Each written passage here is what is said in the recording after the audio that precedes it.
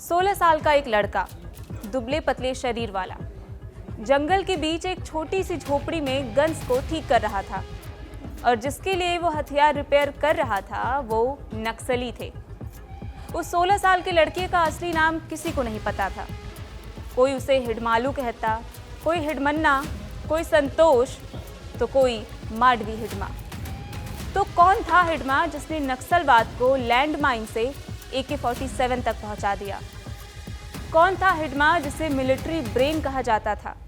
कौन था हिडमा जिसने सुरक्षा बलों के नाक में दम किया हुआ था? कौन था हिडमा जिसकी तलाश 8 राज्यों की पुलिस कर रही थी? कौन था हिडमा जिस पर 1 करोड़ का इनाम रखा गया था? कौन था हिडमा जिसे सुरक्षा बलों ने अब मार गिराया है और उसका मारा जाना इतनी बड़ी खबर बन गई है?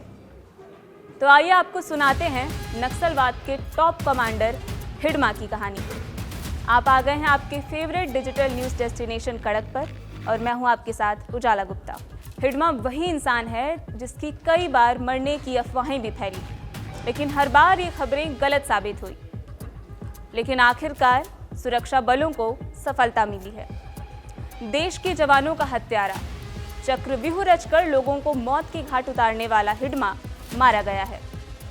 हालांकि हिडमा से रिलेटेड बहुत इंफॉर्मेशन मौजूद नहीं है, क्योंकि वो जंगलों के अंदर 4 स्तरीय सुरक्षा घेरे में रहता था।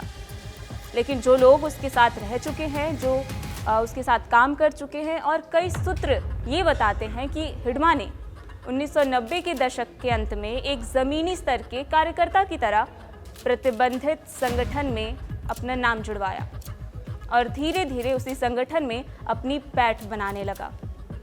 2010 में हुए ताड़मेटला हमले के बाद पहली बार वो सुरक्षा एजेंसियों की नज़र में आया और फिर हिडमा का नाम बार बार सामने आने लगा। हिडमा गोरिल्ला युद्ध टेक्निक के इस्तेमाल और AK-40 राइफल रखने के लिए जाना जाता था। उसकी टुकड़ी में कई 100 जवान आधुनिक हथियारों से लैस थे। 2010 से लेकर 2023 तक माडवी हिडमा ने कई नक्सली वारदातों को अंजाम दिया है। माना जाता है कि वो कम से कम 26 सशस्त्र हमलों के लिए जिम्मेदार था। उसके ऊपर कई जवानों की हत्या का आरोप है।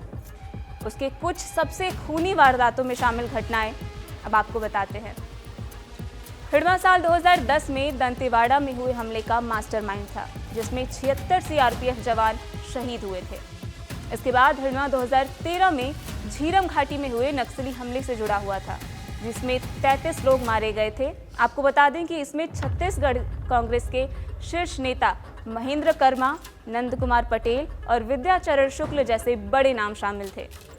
साल 2017 में बुरकापाल हमले में भी हिडमा शामिल था, जिसमें 24 जवान शहीद हुए थे। हिडमा साल 2021 में बीजापुर में हुए नक्सली हमले का भी मास्टरमाइंड था, जिसमें 22 जवान शहीद हुए थे। हिडमा सेंट्रल कमेटी का मेंबर और दंड कारण्य स्पेशल जोनल कमेटी का लीडर था, जो कम से कम 26 जानलेवा हमलों के लिए जिम्मेदार था।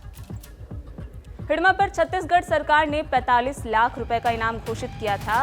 वहीं उस पर अलग अलग राज्यों की सरकारों ने कुल मिलाकर 1 करोड़ रुपए से ज्यादा का इनाम रखा था। वो पीपल्स लिबरेशन गुरिल्ला आर्मी यानी PLGA बटालियन नंबर 1 का हेड था, जिसे माओवादियों की सबसे घातक हमलावर इकाई माना जाता है।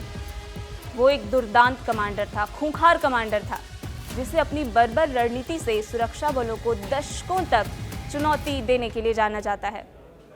उसकी बटालियन नंबर 1 बस्तर क्षेत्र में सबसे अधिक सक्रिय थी और घात लगाकर हमले करने में माहिर थी।